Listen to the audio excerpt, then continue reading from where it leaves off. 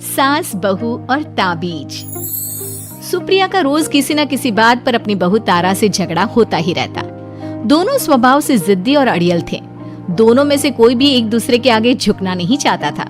फिर एक दिन, तारा कहाँ मर गई थी तू अभी तक?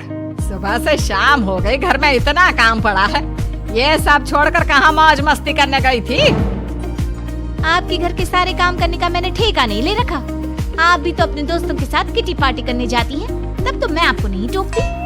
अरे मैं तेरी सास हूँ, तू मेरी सास नहीं है। सास है तो क्या मुझे चैन की सांस नहीं लेने देंगी आप?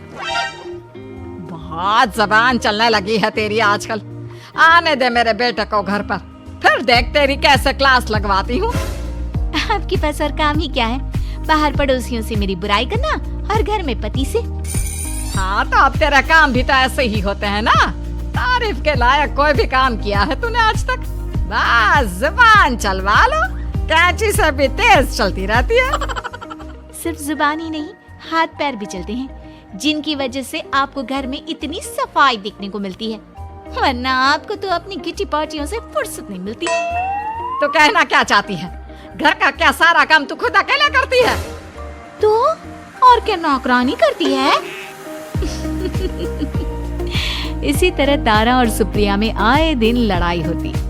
दोनों के दिन की शुरुआत ही एक दूसरे से लड़कर शुरू होती और लड़कर ही खत्म होती, मानो ये अब उनकी दिनचर्या का हिस्सा बन चुकी हो। शाम को तारा का पति वैभव घर आता है।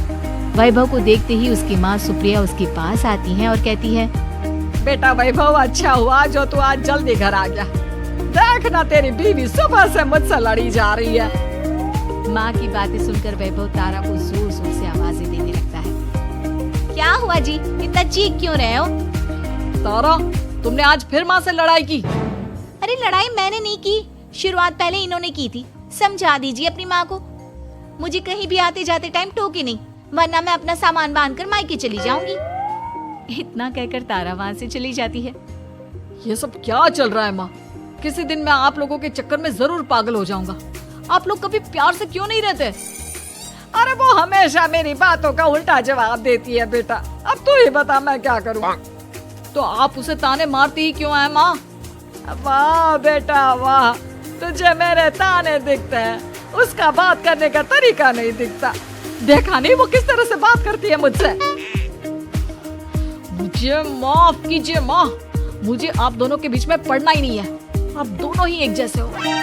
इतना कहकर वैभव वहाँ से चला जाता है। वैभव के जाने के बाद सुप्रिया सोच में पड़ जाती है। धीरे धीरे समय बीतने लगता है और एक दिन सुप्रिया को पता चलता है कि उनके गांव में एक महात्मा ठहरे हुए हैं जो वशीकरण करना जानते हैं। तो सुप्रिया भागते हुए उन बाबा का पता ढूंढने निकल पड़ती है। इस बात की खबर जैसे ही तारा को चलती है, वो भी उस बाबा की खोज में निकल पड़ती है। अगले दिन सुबह, आज तारा और सुप्रिया दोनों ही बहुत अच्छे मूड में होती है। ना सुप्रिया तारा को देखकर कोई ताना मारती है, ना तारा अपनी सास से बेवजह उलझती है। दोनों मिल बांट कर रसोई में काम करती हैं। भाई तारा, जरा मुझे वो चाय पत्ती पकड़ाना। ये लीजिए माँ जी, क्या आप मेरे लिए भी चाय बना देंगी? अरे हाँ हाँ, क्यों नहीं। इसी तरह दिन बीतते हैं और दोनों का रिश्ता भी निखरने लगता है। ऐसे ही देखते 3 महीने बीत जाते हैं। आजकल ये मैं क्या देख रहा हूँ? अचानक आप दोनों के बीच इतना प्यार कैसे हो गया? एक दिन था जब कभी माँ आप तारा को ताने देते देते नहीं थकती थी, और तारा तुम पहले तो कितना उलझती थी माँ से, तो अब ये अचानक क्या हो गया आप दोनों को? अरे यह सब तो एक बाबा का कमाल है, जिसने मुझे ये ताबीज दिया था। सुप्रिया के हाथ में बंधा ताबीज देखकर तारा चौंक जाती है। ये ताबीज तो उस बाबा ने मुझे भी दिया था, आपको अपने वश में करने के लिए। इसका मतलब तू भी उस बाबा से मिलने गई थी? आपकी हरकतों की वजह से ही मुझे जाना पड़ा था। ये सब क्या चल रहा है? मुझे तो आप लोगों की कोई भी बात समझ में नहीं आ रही। सुप्रिया वैभव को सारी बात बताते हुए कहती है, अरे जैसे ही मुझे पता चला कि हमारे गांव में जाने माने तांत्रिक बाबा आए हुए हैं जो वशीकरण करना जानते हैं, तो मैं बिना देरी किए उनके पास चली गई और बहू को अपने वश में करने की इच्छा उनके सामने रखी, जिससे ये मेरी हर बात माने। बाबा, मैं अपनी बहू से बहुत दुखी हो चुकी हूँ। वो मेरी एक बात नहीं मानती।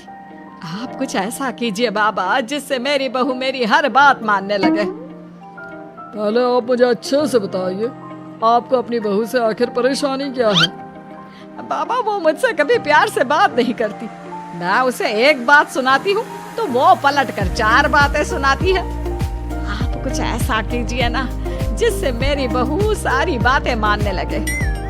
बाबा सुप्रिया की बातों को ध्यान से सुनते हैं और उसके बाद सुप्रिया को एक काले रंग का ताबीज देते हुए कहते हैं, ये ताबीज तुम्हें अपने गले में पहनना है और जब तक मैं ना कहूँ तब तक इसे उतारना मत।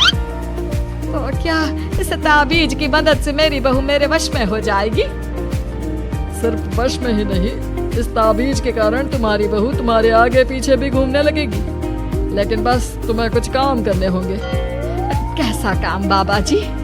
तुम्हें अपनी जुबान पर काबू रखना होगा। उससे जो भी काम करवाना हो हमेशा प्यार से बात करनी होगी। धीरे धीरे वो तुम्हारी मुट्ठी में आ जाएगी। अरे ठीक है बाबा जी, जैसा आप कहेंगे ठीक मैं वैसा ही करूंगी। तारा ये सब सुनकर चौंक जाती है। ऐसा ही कुछ तो मेरे साथ भी हुआ था जब मैं उस बाबा से मिलने गई थी। बाबा जी, मैं अपनी सास से बहुत तंग आ चुकी हूँ। वो हर रोज किसी न किसी बहाने मुझसे लड़ती रहती हैं। आप प्लीज कुछ ऐसा करिए ना जिससे मेरी सास सुधर जाए और मुझे बेवजह टोकना बंद कर दे। तारा की ये बातें सुनकर पहले तो बाबा सोच में पड़ जाते हैं। उसके बाद वो तारा को भी काले रंग का ताबीज पकड़ाते हुए कहते हैं, ये लो बिटिया, इसे अपने गले में पहन लो और जब तक मैं तुम्हें इसे उतारने के लिए ना बोलूं तब तक इसे उतारना नहीं। इस ताबीज को पहनने से तुम्हारी सास तुमसे प्यार करने लगेगी और दिन रात तुम्हारे आगे पीछे घूमेगी। ये सुनकर तारा बेहद खुश हो जाती है। बाबा, इस ताबीज का असर कब तक होगा? अगर तुमने मेरी सारी बातें मानी तो इस ताबीज का असर तुम्हें 2 दिन बाद ही दिखने लगेगा। उसके लिए सबसे पहले तुम्हें अपनी सास को इज्जत देनी होगी, उनके साथ प्यार से बर्ताव करना होगा और अगर कोई भी काम भी करवाना हो तो प्यार से ही बात करनी होगी। फिर देखना वो कैसे तुम्हारे इशारों पर नाचती है। ठीक है बाबा जी, जैसा आपने कहा है मैं ठीक वैसे ही करूंगी। इसका मतलब उस बाबा ने हम दोनों को एक जैसे ताबीज देकर पागल बना दिया। जरूर कोई ढोंगी बाबा होगा। इतने में ही बाबा भी उनके घर पहुंच जाते हैं और मुस्कुराते हुए उनकी ओर आते हैं और उनसे उनके हालचाल पूछते हुए कहते हैं, ताबीज का असर हुआ या नहीं? बाबा जी, आपने हमें एक ही जैसा ताबीज देकर पागल बनाया है। ऐसा कैसे? ताबीज ने अपना काम तो पूरा ही किया है। आप दोनों को देखकर लगता तो नहीं कि अब भी आप लोगों के बीच कोई खटपट है। खटपट तो नहीं है बाबा जी। अब तो मेरी बहू मेरी हर छोटी बड़ी जरूरतों का ख्याल रखती है, मेरी सेवा करती है। हाँ, वैसे अब तो मम्मी जी मुझे ताने भी नहीं देती और ना ही कहीं आने जाने में टोकती हैं। जानते हो ये सब कैसे संभव हुआ? कैसे बाबा जी? यह सब तुम दोनों के कारण ही संभव हुआ है। मैंने जो ताबीज दिया था वो सिर्फ एक धागा ही था। ये चमत्कार तो तुम दोनों ने अपनी जुबान पर संयम रखकर प्यार और संयम के साथ काम करके किया है। बिटिया, कुछ कमी तुम्हारे अंदर थी तो कुछ कमी तुम्हारे सास के अंदर थी। इसीलिए तुम दोनों को सुधारने और तुम्हारी गलती का एहसास कराने का यही एक रास्ता था। बाबा की ये सारी बातें सुनकर सुप्रिया और तारा एक दूसरे की ओर देखने लगते हैं। अब उन दोनों को अपनी गलती का एहसास होता है। शायद आप सही कह रहे हैं बाबा। मैंने कभी अपनी बहू को समझने की कोशिश ही नहीं की। मैंने भी तो कभी आपकी उम्र और ओहदे का लिहाज नहीं किया और जो जब मन में आया बोलती चली गई। हो सके तो मुझे माफ कर देना मम्मी जी। चलो फिर अगर सब ठीक ही हो गया है तो बाबा जी अब आप भी वापस अर्जुन बन जाइए। वैभव की बात पर बाबा अपनी नकली दाढ़ी हटाते हैं तो उसे देखकर सास बहू हैरान रह जाती है। अरे अर्जुन भैया, आप?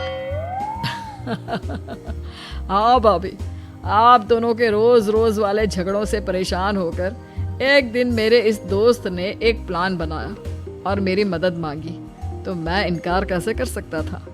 और देखिए आज उसका नतीजा हम सबके सामने है। सब जोर जोर से हंसने लगते हैं।